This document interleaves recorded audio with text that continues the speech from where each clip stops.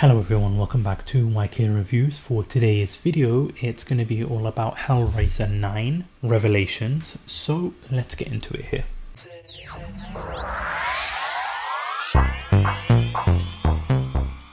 with Hellraiser 9, I believe it's probably ranked as like one of the worst Hellraiser movies. I know that this movie was literally shot and made within 3 weeks, I believe it was, because the rights to Hellraiser was going to be expiring, so they needed to just make a movie. And this movie marks like a beginning of like a new franchise in itself, because Doug Bradley is no longer Pinhead.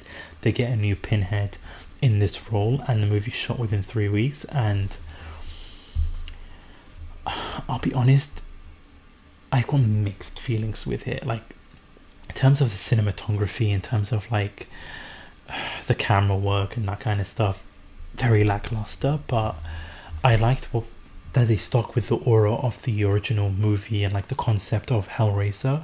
I like that they kept that sort of concept, but there's just so much good and bad with this movie in itself. So we start off with the opening sequences. We get introduced to Steven and Nico, who are using found footage camcorder recording of their trip to Mexico.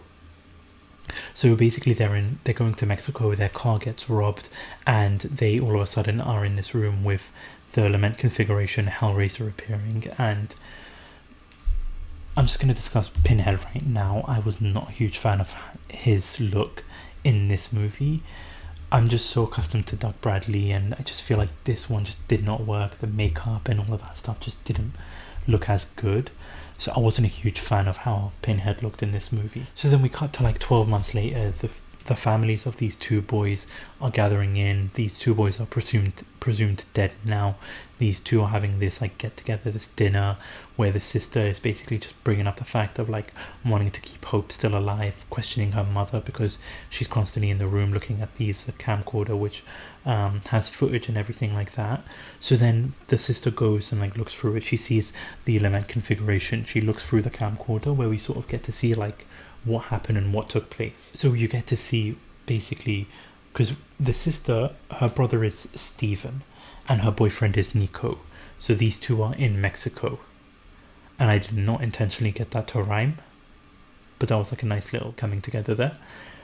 So basically, she in the recording, she sees that her boyfriend is actually hooking up with this female in the bathroom, but then he ends up killing her for some reason, and he's trying to force Steven to like help him, or he'll put the blame on Steven as well because he was a accomplice in this whole scenario.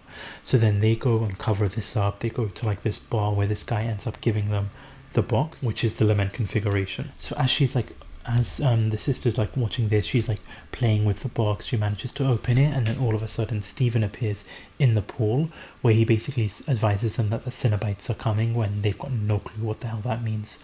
So they are trying to like figure out what's going on. They're trying to see what the hell happened, how he's back, how they can get the other boy to come back. And while this is all taking place, you've got the sister acting very weird, like she's played with the box and now she's trying to seduce her boyfriend's father, like being weird with him. She goes to like her brother's room and they just kiss. I genuinely was taken aback. Me and my wife literally had to stop the movie, check like IMDb, check Wikipedia, just to make sure that it was her boyfriend, not the brother. But it was. They just kissed for some. You kind of like understand it after the reveal, but still, like, she had no clue, so she just kissed her brother. And because like basically something happens outside, they're stranded there. They can't take Steven to the hospital. They can't do anything. The cars are gone. They hear something outside, so the two dads go out, and Nico's father takes a shotgun, and the guy that gave Nico the box in the flashbacks is arriving and is in front of the house. So he ends up trying to shoot the guy. The guy comes back and like attacks Nico's father, basically killing him slowly there. And they go back to the house. Steven comes in with the shotgun, shoots his own dad, and is holding everybody hostage basically now. And that's when you get the reveal that Steven and Nico once they open up the element configuration, he gets the same treatment as Frank, so he goes into like hell and tries to come back, so we need Steven to help him get the bodies, which this is what I liked about this movie, is that it's stuck to the law, it's stuck to the same plot. So you've got Steven trying to hook up with these people only for them to become victims of Nico slowly coming back and like bringing his body back, and then he ends up taking Steven's skin, like his own friend. He ends up killing him and taking his skin. So the person that was in this whole movie at the house is actually Nico in Steven's skin. So Nico's actually, so she technically kissed her boyfriend even though she didn't know it was her boyfriend. But that aside, he's holding everyone at gunpoint. He's basically revealing that the reason why they ran away was because you come to find out that Steven's dad is having an affair with Nico's mum, basically. So that's the reason why he shot Steven's dad. If you're keeping up, I'm really impressed that you are keeping up, because it's just like so much to digest with this movie, so much things are getting thrown at you. So basically, so you've got Nico's mum, you've got Steven's sister, you've got Steven's mum, and you've got Steven's dad, who honestly took forever to die because you get shot by a shotgun, and it's just the longest death scene for him I think I've seen.